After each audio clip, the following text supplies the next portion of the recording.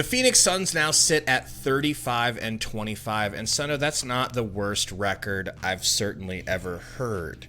But after losing 2 out of 3 quick games versus the Rockets, it does seem like panic time. It seems like something actually has to change. It's probably not going to be personnel on the court. I guess what I'm trying to say is, are you, the person watching this video, and are you, Sundo, ready to fire Frank Vogel? Man, it's just so tough to make the call because we're in the month of March, man. Like we're in the back half of the season. It's past the All-Star break. It's just a real tough call to make, man. But I just feel like he's not the coach for this team, and that's just me. You know, he had me fooled right before the All-Star break. We talked about this where they won, I don't know the exact numbers, but let me put it this way. They won way more games than they lost. I would probably say they won about 80% of the games from January to the beginning of All-Star break, right? We were just on W after W, starting with that Sacramento Kings win that we just talk about all the time, where that seemed like the team got their minds right and turned it around, and we were kind of just turning on the Frank Vogel thing. We were just like, hey man, like this team's actually playing well, they got a good mindset, and we'll be okay. But coming out of the All-Star break, it is evident that we're not okay, and then only compile a Devin Booker ankle sprain after this most recent loss. It does feel like panic time. Like I said, it's tough. Do we let go of Frank, let Fitzdale take over, see how that goes? Maybe Kevin Young takes over, see how that goes. You know what I mean? I don't know the direction that we need to go. I just know something has to change, but I don't know what that is. Earlier in the season, and I will admit it was premature, I made a video.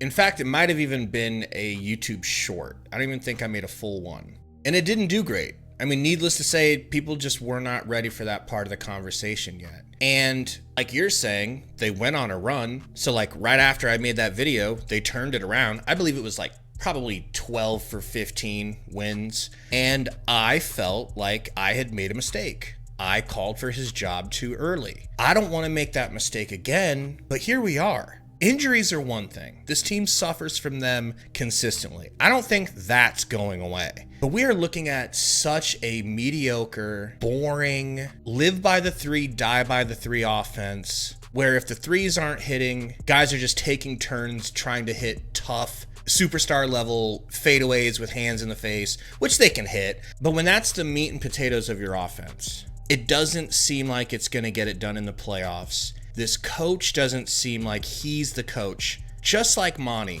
I remember saying, he's a good coach. You can win with him, but he's not going to carry you to victory. He's not going to carry you to a title. You're going to have to win a title in spite of him. If we're being completely honest, this season does not look like it's going to end with the Phoenix Suns hoisting the Larry O'Brien trophy. So why not find out now, sooner rather than later, whether or not Fitzdale is the guy, i.e. the team responds to him and does what he says and plays hard for him and doesn't show up and give up 40 points in the first quarter and only muster up 44 in the first half. To see if the players will close out on 3-pointers. Things like that. And if it's not Fitzdale, maybe it is Kevin Young. Maybe you talk to Devin Booker and Kevin Durant and say, is it the coach? Do you guys want to see how things go under Kevin Young? You guys were really fond of him in the offseason. You made me crack open the wallet and give him a super payday.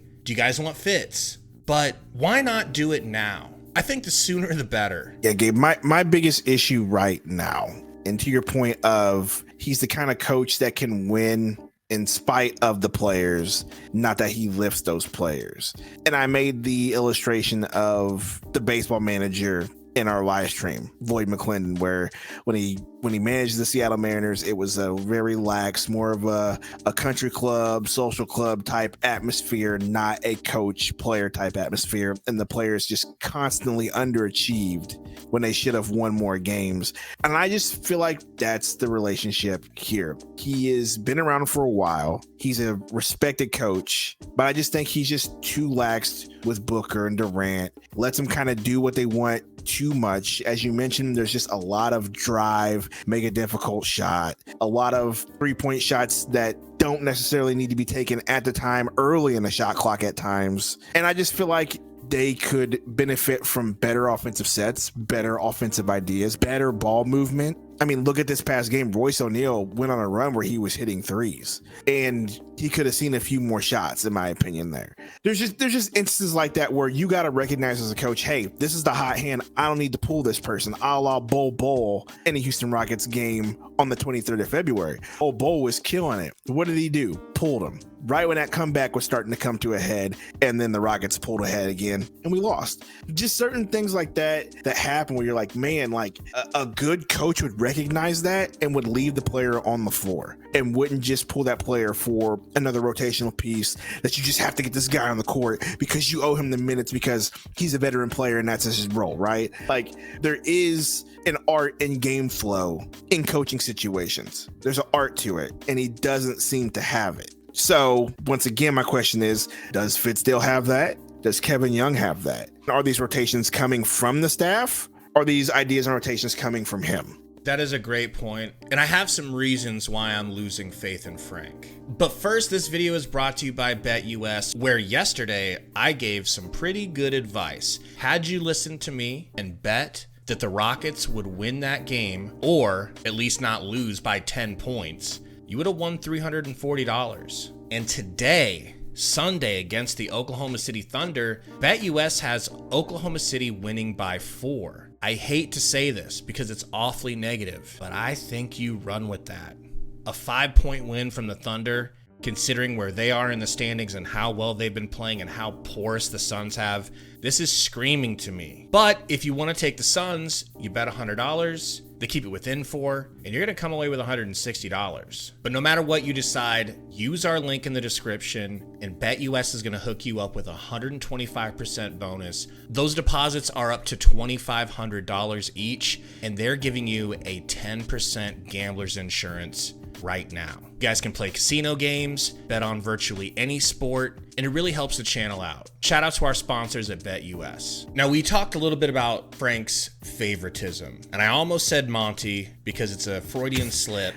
Dang, they're the same person at this point. Specifically, what comes to mind is Drew Eubanks. Now, I have to eat crow, and no one likes to do that. I certainly don't, but I was wrong.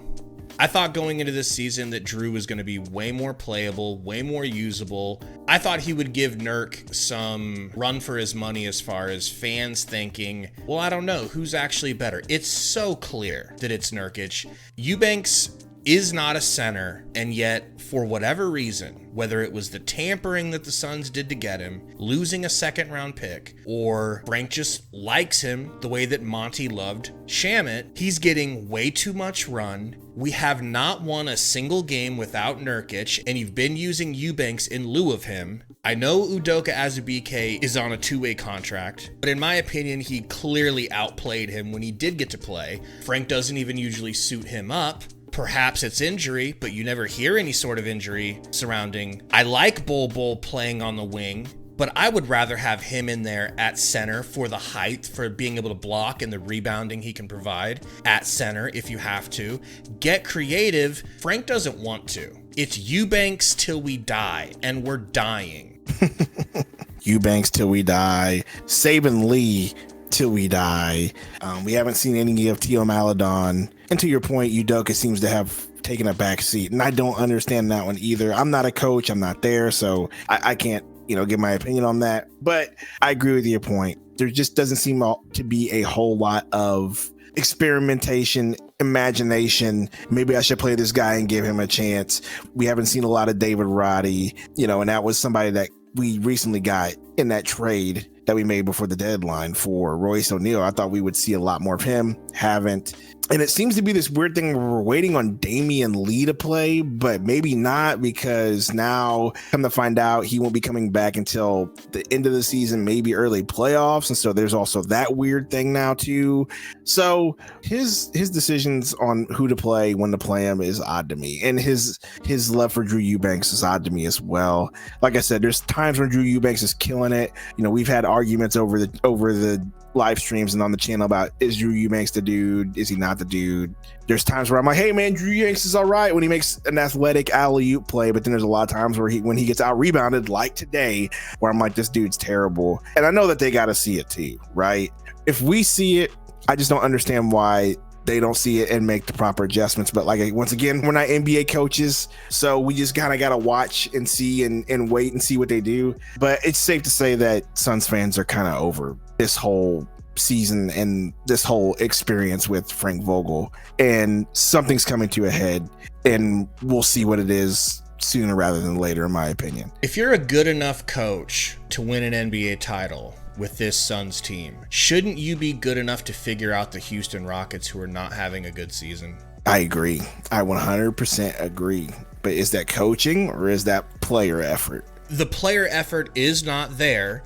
Whatever Vogel is saying is not working. I highly doubt he's in the huddle saying, don't hustle, don't close out on threes, don't you dare box out, give up offensive rebounds. He's saying the opposite. They're not listening. Either they're incapable because, I don't know, maybe they're not conditioned well enough for it. They're not physical enough for it. They got punked physically by the Rockets. Yeah. 2 out of 3 times, and the one game they beat them, it was by 5 points. That is a red flag.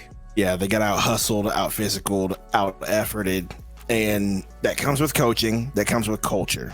And I believe with the way Booker and Durant have been saying, hey man, we just got to get there, they believe that if they can get to the playoffs, they can turn on the switch and all of a sudden be a really good team. But I have to say, you got to form those habits early. That comes with coaching. They haven't formed those habits, and that is why the fan base is now freaking out. That's why we are as upset as we are at these losses, bro. You can't lose to a Rockets team like this. Twice You cannot lose to a Rockets team like this. And then the one time you beat them by 5. That's not acceptable, especially with the talent that you have. If I would have told you in the offseason, before the season got started, obviously, you know, all this talent we got, you know how we turned Chris Paul and Landry Shamet into Bradley Beal, you know how we got Eric Gordon and all these guys to come here on minimums, we're going to be the 9th seed. We're going to be fighting for our lives to get into the play-in, to get into the playoffs. That is not how it was supposed to be. Matt Ishbia told us that this was the best roster in the NBA. So if he believed that once and he had to scramble to change it how do you think he's looking at Frank Vogel, who's in the kitchen cooking up garbage with his expensive ingredients that he got from Whole Foods? In his mind, it's got to be on the horizon. I do understand your point about it being too late in the season, but I think the Suns are in a unique position that they have 2 potential head coach candidates. Fizdale, who has been there and done it, Coach Kevin Young, who's supposedly this up-and-comer. I say make the change now. Tell us what you guys think in the comments. We will see you guys tonight versus Oklahoma City, and boy, what a treat that should be. See you then.